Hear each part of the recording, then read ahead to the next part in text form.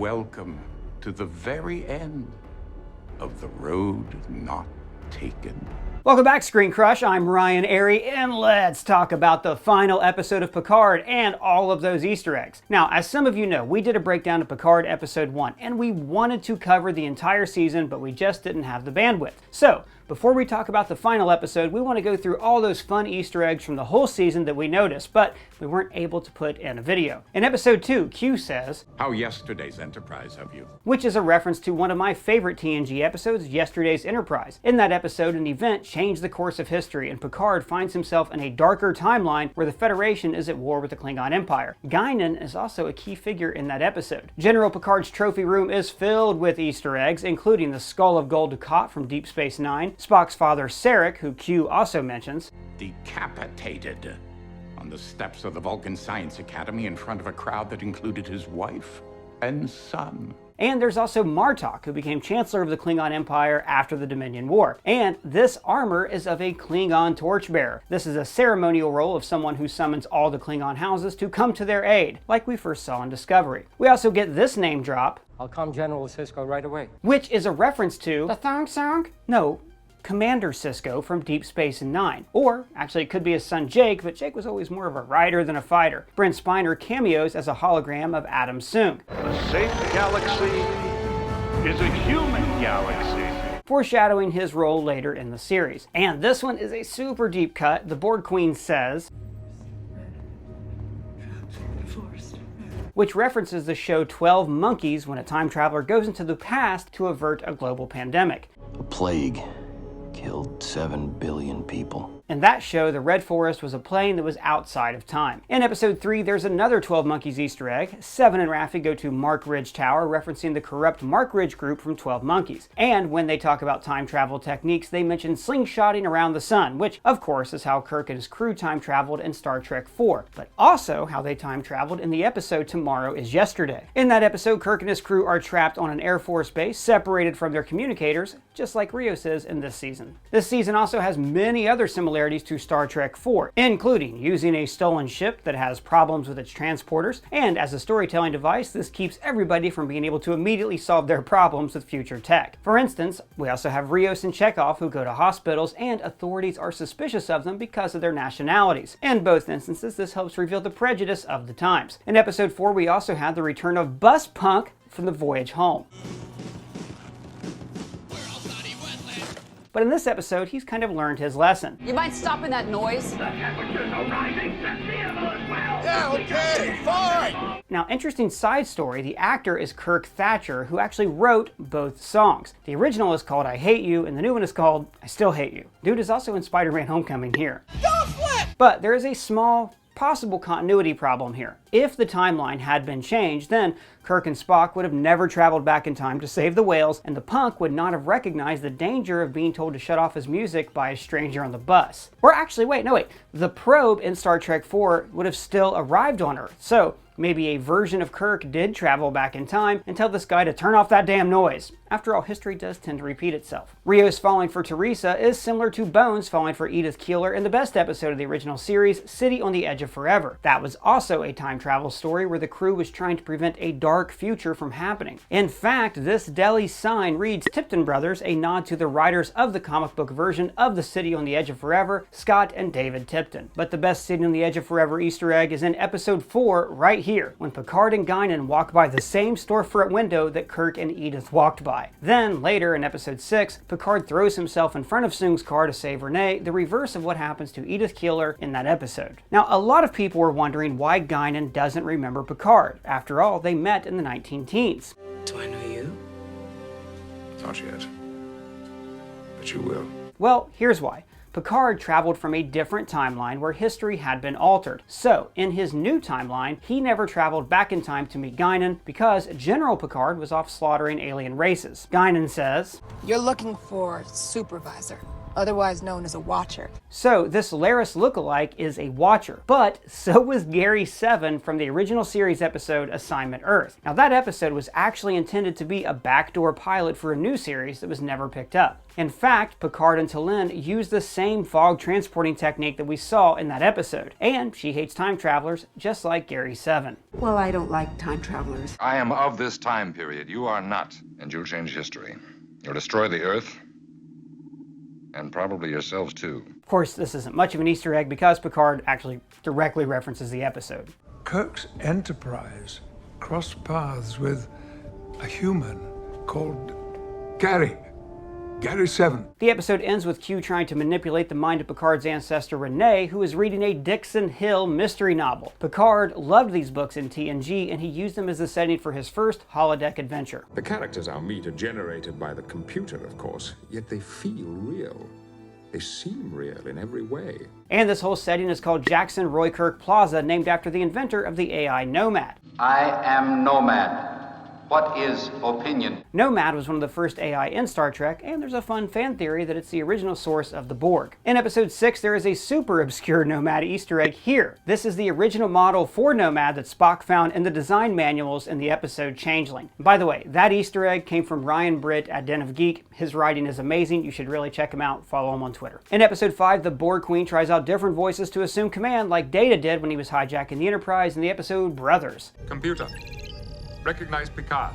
Jean-Luc, Alpha 2 clearance. And hey, do you know who this is who fired Adam Sung? That's Leah Thompson from Space Camp and Back to the Future. She also directed episodes 3 and 4 of the show. The guy next to her is Dr. Rosenko, maybe an ancestor of Worf's adopted parents. I want to see everything, the whole ship. At home, I have all the specs and diagrams of the Galaxy-class starships. Renee's passport says that she was born on November 22nd, 1996, when First Contact was released in theaters. That's pretty cool because that is another great Trek time travel story. And the renewal date for her passport was September 24th, 2017, the day when Discovery premiered and kind of renewed the Star Trek franchise. And here's an Easter egg that's really deep. It goes to show how much the filmmakers worked on putting Easter eggs in this show. The number on Q's card is real. When you call it, there is a message that says, "Hello. You have reached the Q Continuum. We are unable to get to the phone right now because we are busy living in a plane of existence your feeble mortal mind cannot possibly comprehend. Furthermore, it's pointless to leave a message because we, of course, already knew that you would call, and we simply do not care. Have a nice day." So, on to episode 6. Renee describes this ship as OV-165 shuttle. And if it looks familiar, it was in the opening of Star Trek Enterprise, and the OV here stands for Orbital Vehicles in NASA programs. Now, one of my favorite parts of this series is how it's tidying up the Star Trek timeline. In the past, it was implied that the eugenics wars with Khan were in the 1990s. Obviously, didn't happen in our 1990s. The eugenics wars were when augmented humans conquered large swaths of the planet. But now, those events are being more intertwined with the World War III that happens in the 21st century. Picard kind of cleans all of this record keeping up when he says, "The history of this time period is wildly incomplete." Also, I love the reveal that Adam Sung was partially responsible for starting the eugenics wars. He is Star Trek's original mad scientist. This is also similar to his descendant Eric Sung. On Enterprise, we saw that he was imprisoned for using outlaw genetic manipulation. Intelligent species reject technology that would enhance ability. Moving on to episode 7, where we journey through Picard's memories and finally get the reveal of what happened to his mom. It's great to see this finally come full circle because his mother's haunted past was hinted at all the way back in TNG's first season. This can't be. You've been Dead, but I'm always with you. You know that. God, and it's so sad looking at this moment in context with Picard living his whole life blaming his dad for his mother's mental illness. There's also a brief parallel with the boy in this episode, who draws a chalk mural on the wall while Picard's mother paints a mural on glass in their atrium. His dad is played by James Callis, who played Gaius Baltar on Ronald Moore's Battlestar Galactica, and of course Ronald Moore also wrote some of the greatest Star Trek episodes of all time. Picard is in his ready room on the Enterprise E, judging by the Nemesis-era uniform that his dad is wearing. Now, during their examination, he name drops Betazoids. Even a Betazoid can't get a read. And the flashback of his mother playing pretend is likely the root of Picard's interest in play acting on the holodeck, especially his love for Shakespeare. You're here to learn about the human condition, and there is no better way of doing that than by embracing Shakespeare. Then there's this moment, which lifts dialogue from several of the best Picard-focused TNG episodes.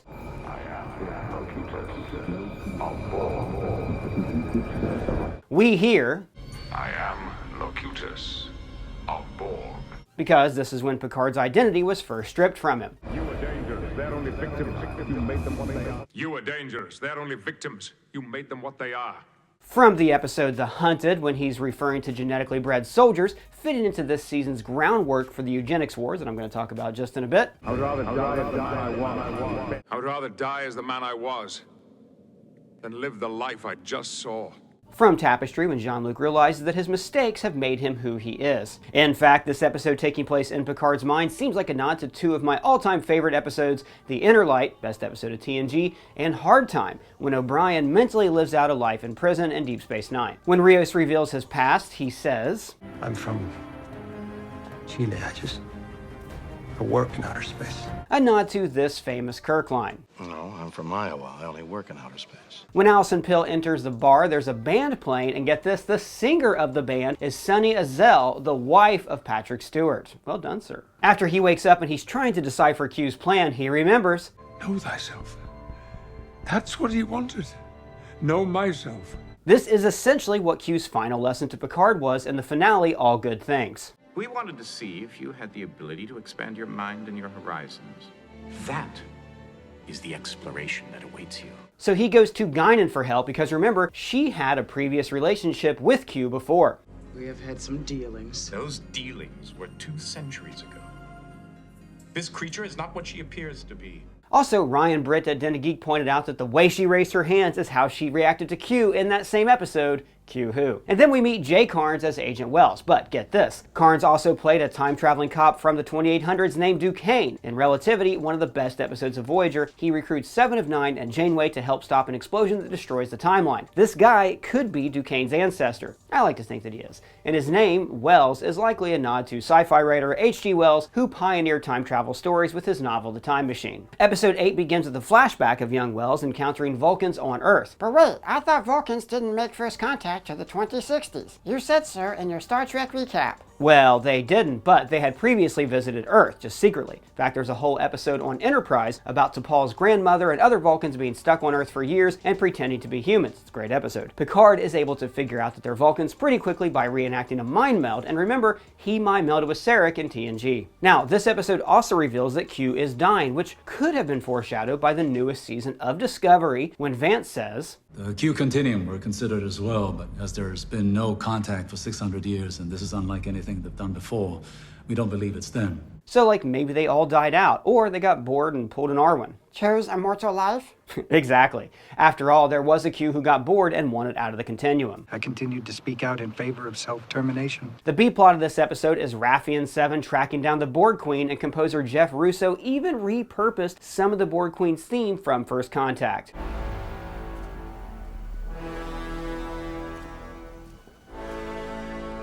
And of course, she repeats this old classic line.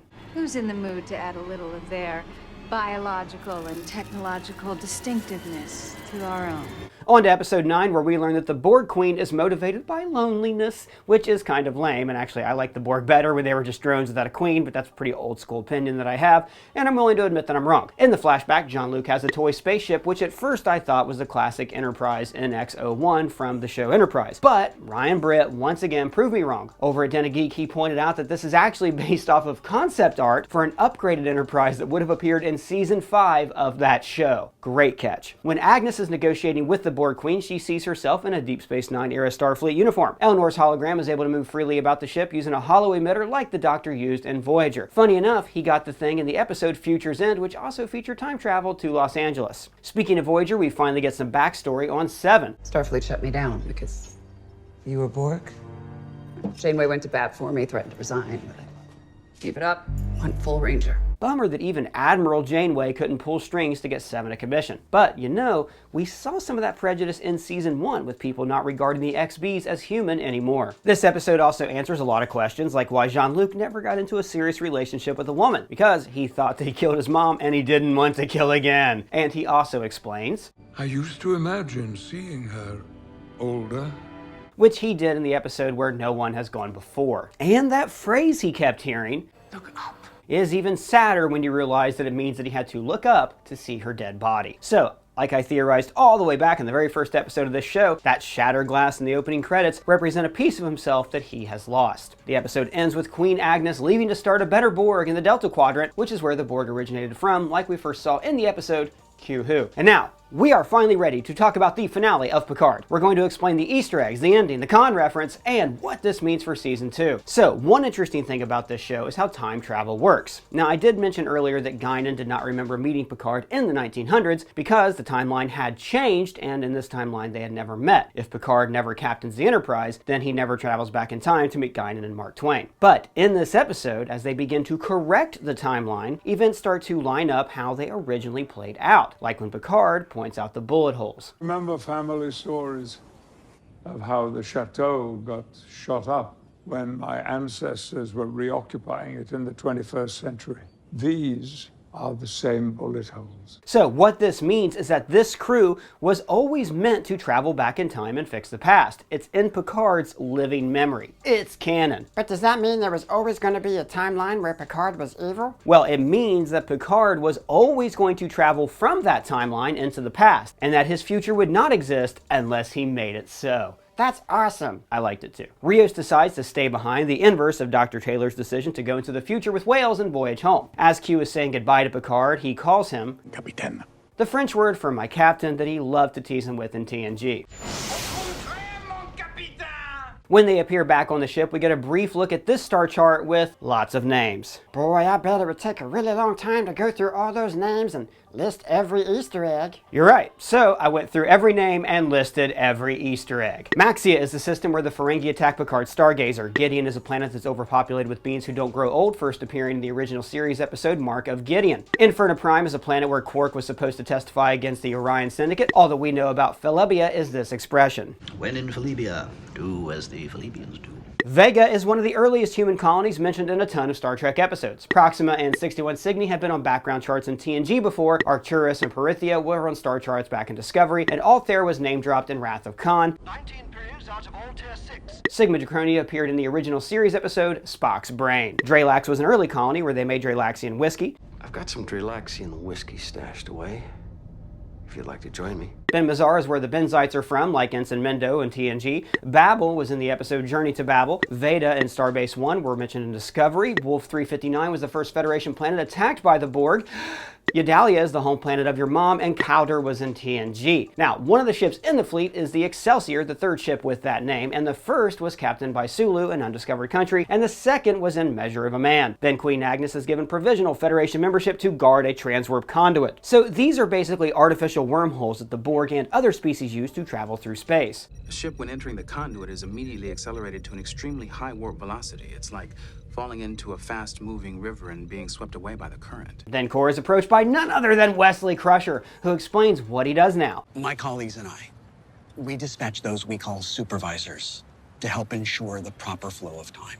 So, way back in the episode Where No One Has Gone Before, one of these advanced traveler beings meets Wesley, and he takes a liking to him, and he basically says, hey, I like the cut of your jib, you should join me someday. Wesley is such a person, not with music, but with the equally lovely intricacies of time, energy, propulsion. And then years later, they reunite to stop Cardassians from slaughtering a planet of Native Americans in Journey's End. That episode also talks a lot about Picard's ancestry. My father was a strong believer in passing on the traditions and history of a family.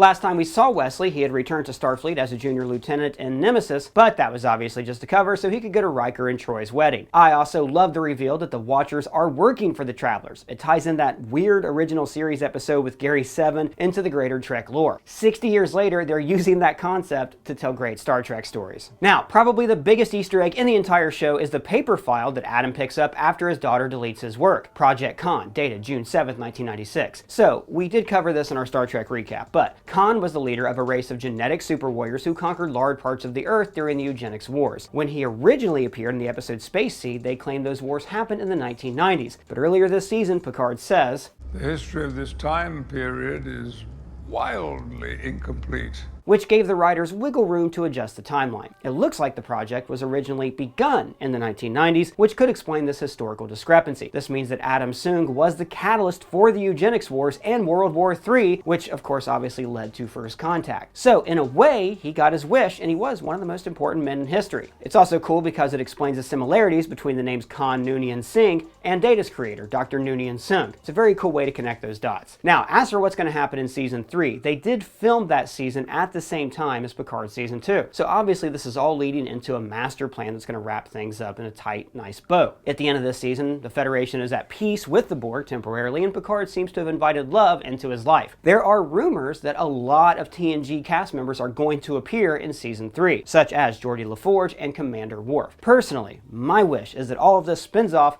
into a Worf series that Michael Dorn has actually pitched. I think that character definitely didn't get resolved at the end of Deep Space Nine, and I would love to see him go forward. But let me know your thoughts on Picard Season 3 down in the comments below. Tell me what you'd like to see, or at me on Twitter. And if it's your first time here, please subscribe and smash that bell. For Screen Crush, I'm Ryan Airy.